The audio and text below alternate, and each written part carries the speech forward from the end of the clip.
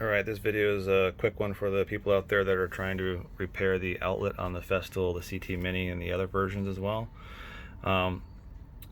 Basically, you can take off these 4 screws here. You're going to unscrew these 2 wires, 3 wires, where the ground's in there as well, that go on the back of this unit here. And then what you want to do is reset the screws that are here. This is actually upside down, but I'm just showing you guys.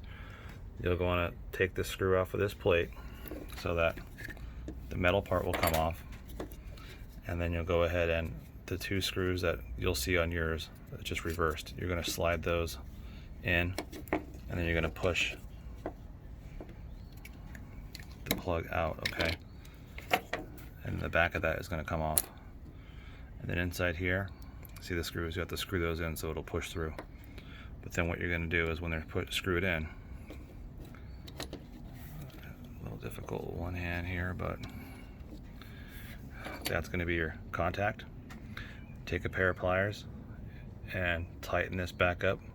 Alright, just pinch it right here so that those 2 metal contacts right inside make contact again. See it? It's really wide. That's why your outlet, when you put your plug in there, it's loose and slips out because those have worn away over time. So just rebend this down so that it touches tight again. Reassemble and reinsert, and then you can avoid having to buy the $40 part from Germany, even though this thing is made in Mexico. All right, just saved yourself $40.